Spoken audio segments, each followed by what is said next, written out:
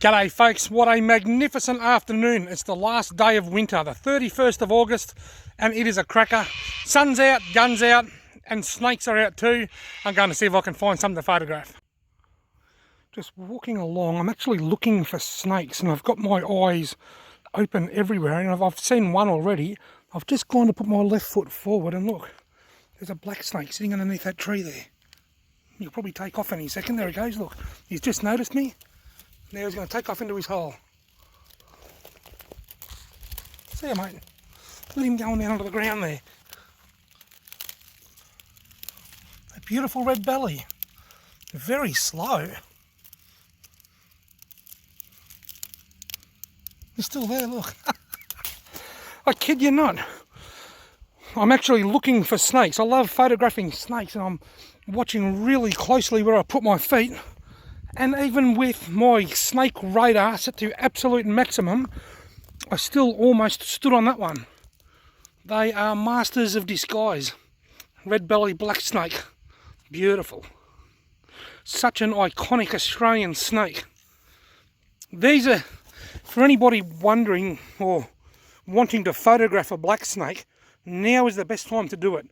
This time of the year, sort of late winter, early spring, what they do is they come out of their hole. That snake probably has spent the last 3 or 4 months there, just keeping out of the cold. And now when we start getting a little bit of warmth in the sun, he'll come out and he'll sit here in the sun, just like we like to go and sit on our front veranda. I call this sitting on their front veranda. And this snake's just come out of his hole to sit on his front veranda in the sun. As things start to warm up and we get more consistent warm days, then they'll start travelling away from their hole and looking for a mate. But late winter and early spring is the best time for anybody that wants to photograph a red-bellied black snake, or most snakes for that matter. Here's another snake under this tree here. Be very hard to see unless he moves really fast. I can see him. I'll see if I can. It'll probably affect the quality, but I might be able to zoom in so you can see where he's sitting. So you see his black scales there? Just sitting in the sun there. There he goes, he's off. Well, there's his face. He's looking straight at me. Hello, black snake. What a ripper. Probably once my shadow goes over him, he'll probably... There he goes, look. Straight down into the ground. Once again, he's sitting on the front veranda. Look, he's out on the porch. The hole is next to that tree. He was laying in a ball next to that tree. Just coming out and enjoying the sunshine like the rest of us, but then retreating safely to his hole before the coolness of night sets in later. So cool. Love this time of the year. Absolutely love it. It's great to be in the shade for a little bit. My eyes are getting quite sore in the sun. I've taken my sunglasses off, and that's another great tip for anybody looking for snakes. If you are intentionally looking for snakes, whether it's to photograph them like I like to do, or just so that you can see them to make sure you don't put your foot on them, one great tip is to take your Polaroid sunglasses off. One of the things that gives snakes away out in the bush is their glare. Not all snakes are shiny, but a lot of them are, and it's that shine that eludes us to where they are.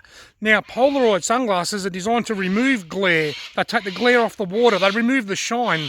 So with the Polaroid sunglasses on, the snakes look a lot more like sticks. Without the Polaroid sunglasses, that might just help you see snakes a little bit easier.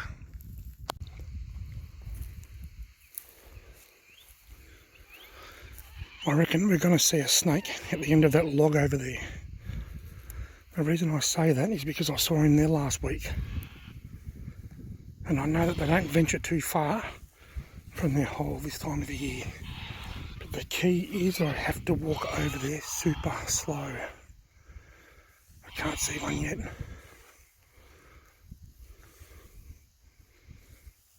Maybe there's not going to be one there. Going to make a liar out of me. It's probably under my feet somewhere. But last week, no, he's there. There he is. I can see him. He's right up under there. Can you see right in the middle of the frame there now? You can see his scales. He's right up under the log and yet still in the sun. Can you see him there? Look at that. Oops.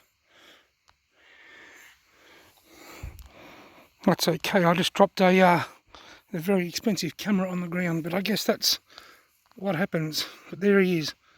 He's a lot harder to see than the other ones because he's so well hidden, but he is under there. Look at that, he's just going to stay there. He thinks I can't see him. What I'm going to do, I'm going to leave him alone and keep moving on. But that goes back to exactly what I said earlier about this time of the year. They stay close to their hole. I saw him about 2 weeks ago and he's still there. He hasn't ventured far. But another couple of weeks, a few more weeks, and he or she will be off looking for a mate. Well, it's not a snake, but it's a snake skin. Did you know that a snake skin actually expands when they shed their skin? So if you find a bit of snake skin that's 6 foot long, probably means you've got a 3 foot snake or a 4 foot snake. It certainly doesn't mean you've got a 6 foot snake.